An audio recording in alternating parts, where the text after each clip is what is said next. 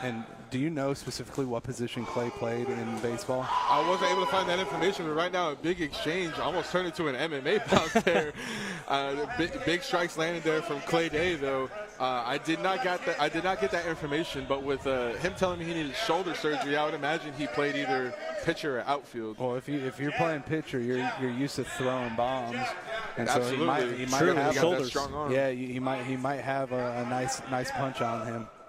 I mean, CLAYDAY seems to be switching stances kind of consistently here. Nice 1-2s landing right up the middle, kind of unanswered by Presha. And it looks like Clay is now, he does have a guard up now after getting a couple shots to the face. Big right hook landed there from Presha, but CLAYDAY with his back to the cage is teeing off Something right to watch now. is Clay's feet when he punches. Sometimes he's lifting off the ground, so that could be an easy counter shot from Presha. Yeah, I mean, Presha right now has center cage, but it seems like CLAYDAY is comfortable kind of wherever he's at right now. Still throwing shots with his back to the cage, still not worried. Yeah, that's what. Speaking to what you said, Cam, is this is a very new thing for a lot of these fighters. A lot of times fighters have fought from a very early age, right. So yeah. the fundamentals get instilled into them to where it's not even it's subconsciously a part of their game, and these guys are learning it. As adults, and it's a lot harder to learn things as adults as your brain's already fully developed and stuff, and they're going to undevelop it by getting punched in the face here. But it's hard to unlearn bad habits. Right. And so when you have these habits that just it feels right to you, when in reality it's wrong, it's going to be hard to overcome some of that. So like you said, he's lifting his feet as he throws punches, and it could leave him wide open to getting dropped. Yeah, I mean, you'll see, like, especially with this, if this might have been their first sanctioned fight where they have to really follow a rule set. They're not just in the gym, whatever. There's a real rule set to everything they're doing here. So sometimes things can get a little bit out of control. They might not adhere to that too much. Right. Things might get a little bit wild, but I mean, that was a little bit of what we saw in the replay that just came across. And things got a little bit wild, almost turned into an MMA bout there at one point in the matchup. But so far right now, it seems like CLAYDAY is pretty confident, and he's been doing a pretty good job keeping the pressure on Presha. Yeah. But I mean, he's been doing a good job. His fundamentals aren't the most sound, but he seems very consistent in his strikes. He's landed a lot of significant ones throughout the round. I'm interested to see what happens in round two. He took a few good shots to the face. Presha did land some nice pops to his face, but he seemed to eat it well. It seemed to actually kind of help him as when the fight started. He had his guard wide open, and he was leaving his face open for a trained boxer, an experienced boxer would have lit him up right then and there, but he seemed to have opened or fixed his guard after he took a couple shots. Yep, I want to see Presha more on offense like he is starting this round right here. Big shots landed from both sides there.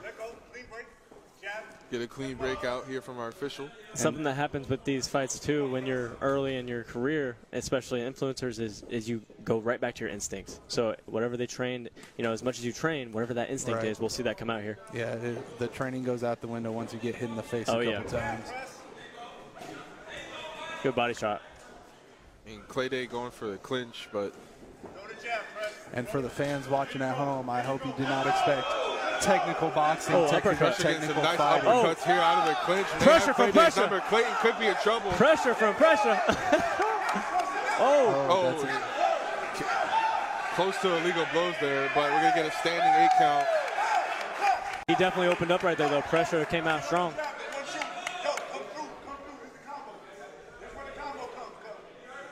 Clay's got to be careful here. Clayton looks kind of wobbled. Yeah, he's not steady yet. But the official's going to allow it to continue. Presha smells blood.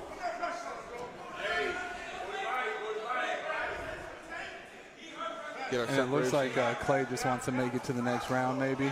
Oh, knock the mouthpiece out of Clay. And he's definitely... Hey, good job by the ref there, though. Yeah, time stoppage here. Time right back in. I believe we have about 30 seconds left. Clay's got to keep his hands up. The thing with some of these... Clayton, like you said, he's kind of in survival mode, it seems like. He's running. He's running. It's one of the things with these influencer fighters is once they get momentum and confidence going, then they're just doing whatever they want. And some of them, it takes one lucky punch, and they're going to start throwing all the lucky punches. 10 seconds left. 10 seconds. Get him out of